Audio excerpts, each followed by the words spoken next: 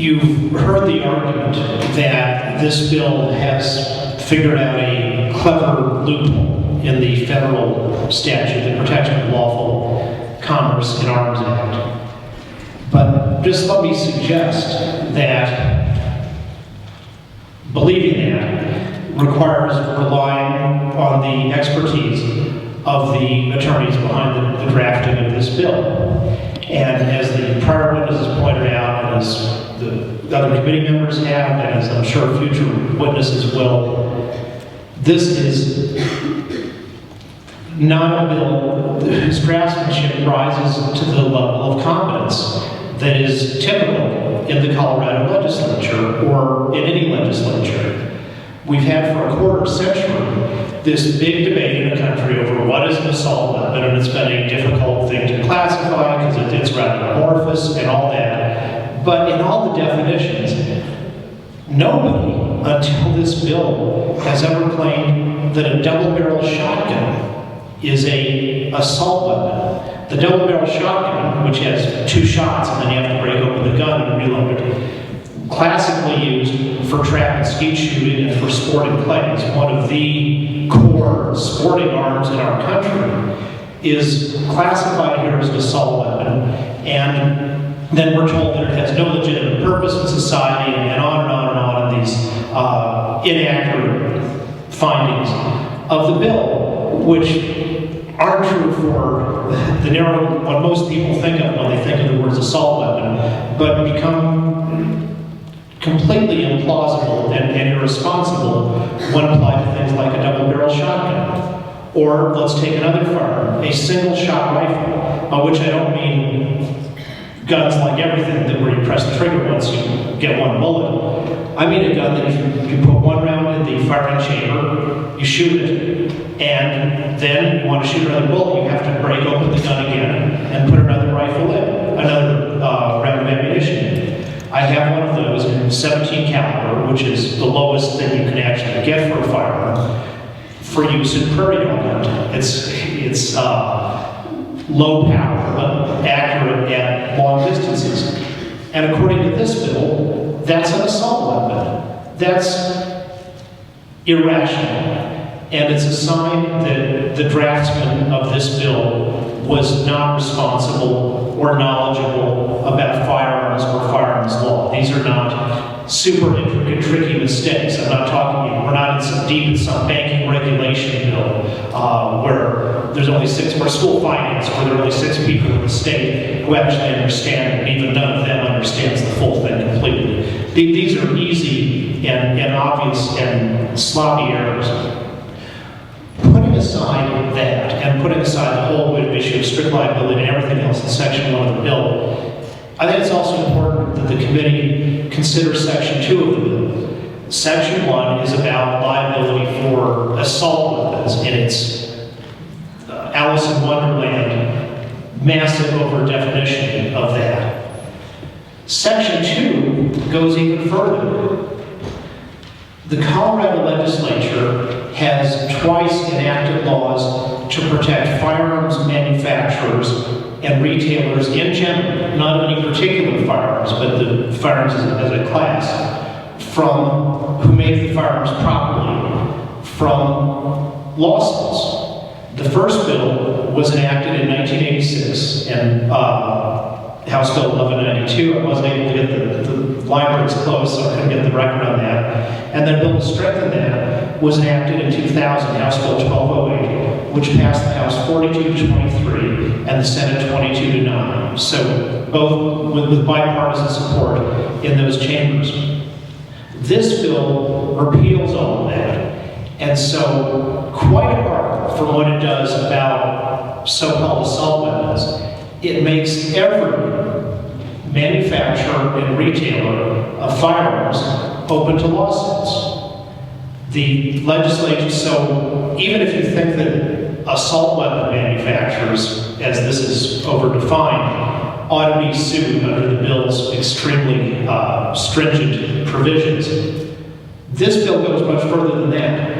It means you can sue Smith & Wesson under regular tort liability principles, not the strict liability rules in Section 1, but under regular tort liability, Smith & Wesson for selling revolvers, Remington for selling bolt-action shotguns, and they do actually manufacture bolt-action shotguns under the normal definition. All the guns that are exempted in Section 1 are made vulnerable to lawsuits under Section 2 by the repeal of all the existing Colorado statutes prohibiting, in the legislature's view, improper lawsuits against firearms manufacturers. So what are the theories under which firearms manufacturers could be sued? Well, this was why the bill was enacted, House Bill 1208 was enacted back in 2000, was that there weren't really many good suits under standard tort principles, but creative lawyers, led by the group now called the Brady Campaign, the same folks who Senator Morse said helped to draft this bill, got municipalities and private plaintiffs all over the country to sue under all kinds of novel and innovative theories, saying that just selling firearms was a public nuisance, or that a firearm was defective under product liability standards because it was too big, or it was too small, or it was too whatever. It was sort of like Goldilocks, except nothing was ever right. The legislature, in a bipartisan way, has enacted bills to prohibit those kinds of suits against normal guns. If we say that Section 1 is about what Senator Morse considers to be abnormal guns, Section 2 is about getting rid of the protections against improper lawsuits against normal guns. And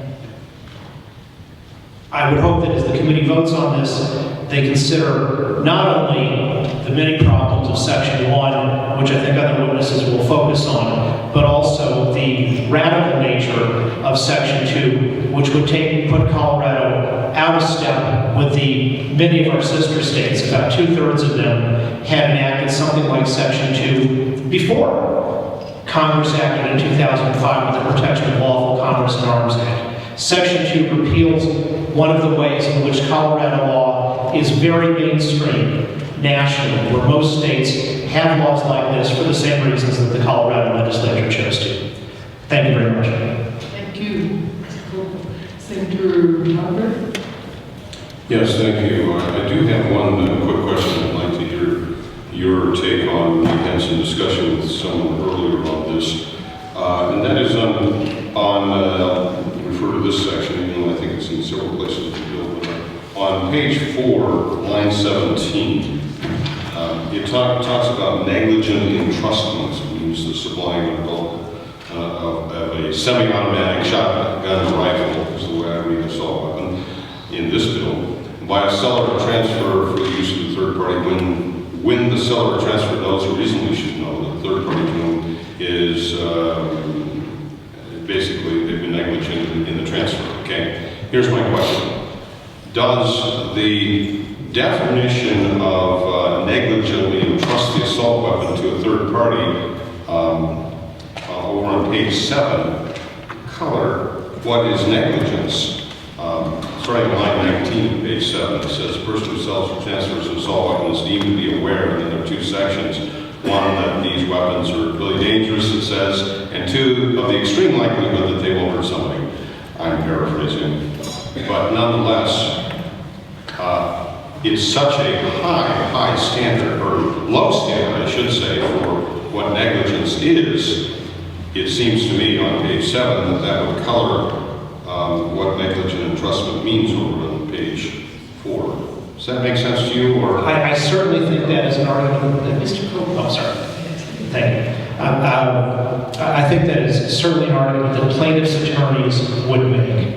It's not entirely clear from the statute, but what Section 1 is all about is attempting to take the exceptions which Congress properly put into the Protection of Lawful Commerce in Arms Act, such as negligent entrustment, such as selling a firearm in violation of the law, and then graft onto those exceptions a strict liability standard, which was what Congress among the things that Congress specifically intended to outlaw. So yes, I think if you were a competent plaintiff's attorney, you would say that, well, yes, negligent entrustment, that has a standard meaning in Colorado tort law. We don't even necessarily have statutes that have to define it. We know from case law and Colorado Supreme Court decisions that what negligent entrustment is. And negligent entrustment is when you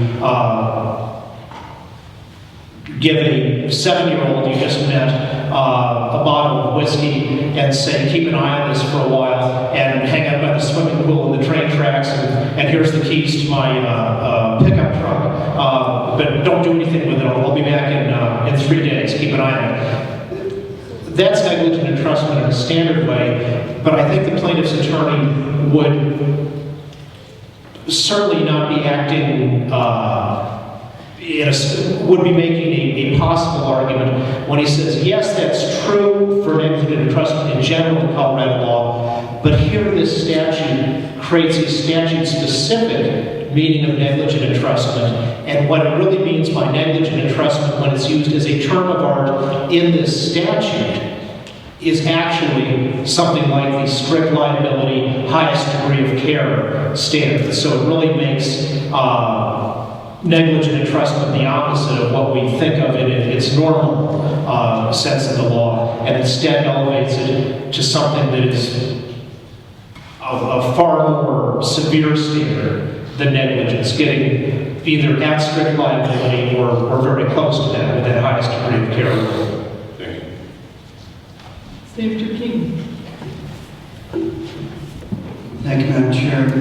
Professor, I asked a previous proponent, expert witness, if he felt that this legislation would increase litigation in Colorado, and he said that he did not think so.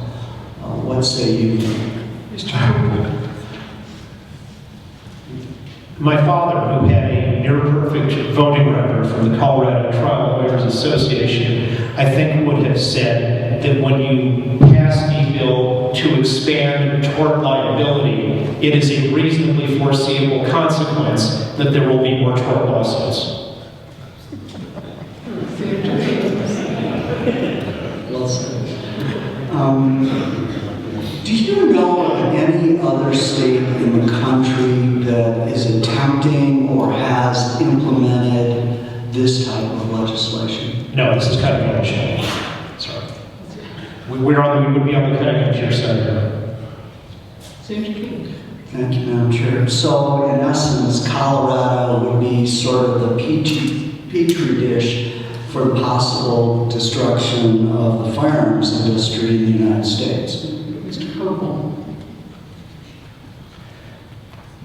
To the extent, to the extent that by the broad definition of assault weapon, you're not only talking about Bushmaster manufacturing, say, AR-15s, but you're also talking about Remington and Winchester and their traditional old-fashioned hunting rifles and shotguns. There is certainly that risk, because if you're the corporate counsel for Remington, you want to sell double-barrel shotguns or a single-shot rifle, can you write a letter to your boss saying, that's fine, we're safe in here, we only sell to licensed wholesalers, and all our wholesalers, we're very strict that they only sell to federal firearms licensees, and the federal firearms licensees are people who are very careful to comply with all the laws. And then you tell your boss, so then we're safe and we can continue doing business in Colorado? Or would you more prudently say, this is too high a risk for us, we can't really tell, and we don't want to be the ones who get killed by this, by some enormous verdict. Thank you. Any other questions? Thank you again, Mr. Kopel, for being here.